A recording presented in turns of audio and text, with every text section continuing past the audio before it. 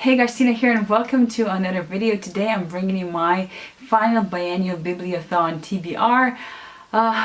This is another very enjoyable readathon and I have participated a few times, not more than that sadly, but I definitely want to do it this time, not just because it's the last one, but just, I want to be ambitious and try to force myself to read more and just have a good time.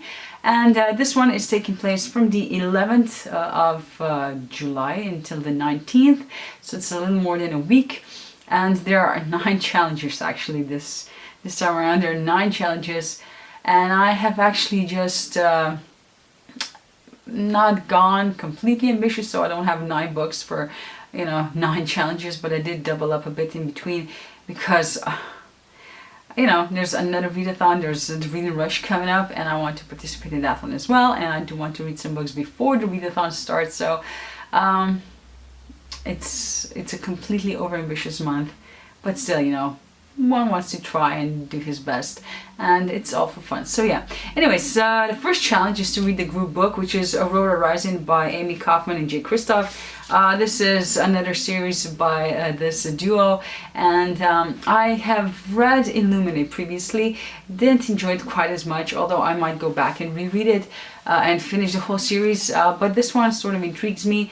I think it's about this, I could be completely wrong now, just do not trust my word, about this group, like it's sort of a boarding school or a flight school or a space school, and there's this girl who was cryogenically frozen for a long time, and I don't know, that's as much as I know. Actually, people seem to be enjoying it, and I do actually want to read it. I will be listening to it because I do not have a physical copy, but fingers crossed I enjoy it a lot, because I do like Jay Kristoff's Nevernight series, so I would like to enjoy some more of his books.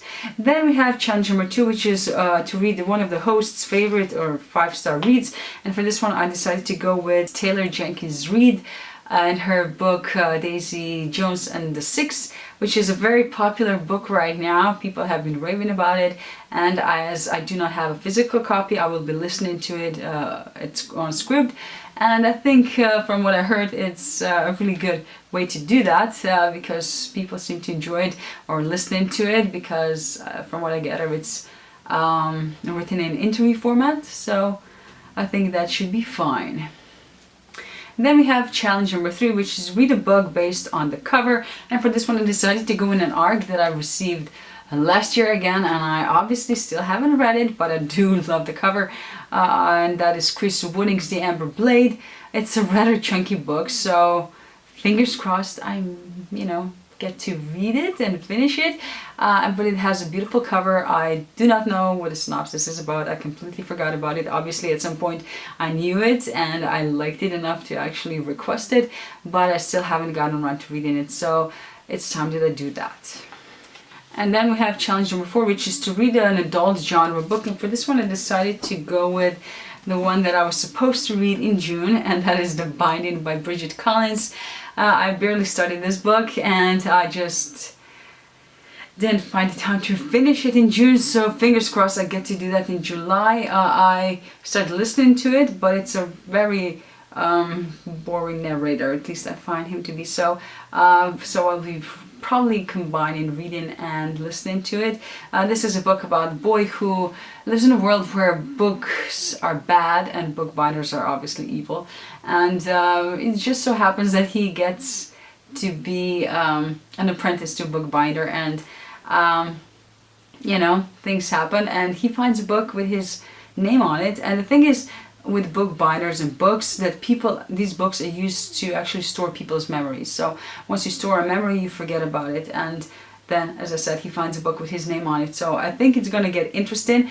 In the beginning was sort of slow paced and everything, but I still think that it's going to be a good book, so that's why I have it here. Still intrigued by it, and yeah. Next book, which is for challenge number 5, is to read any book you want. And again, another book that I was supposed to read in July, and that is Dale Lucas's First Watch, which is book 1 in his series, which is what, the 5th Ward probably. It's a fantasy book. It's rather short. and I've had it for a while, so I would like to get to it to see whether or not I want to continue on with the series or just get rid of this one. And it's time that I read it again. What it's about, yeah, I don't know. Just go on Goodreads and Google it there. I'm sorry. I do not know. I really do not even care about, synopsis so much anymore. I do when I, pick up a book and all that, but once I have it, I just assume that I wanted to have it at some point, that it intrigued me, and I just do not bother with remembering the synopsis anymore.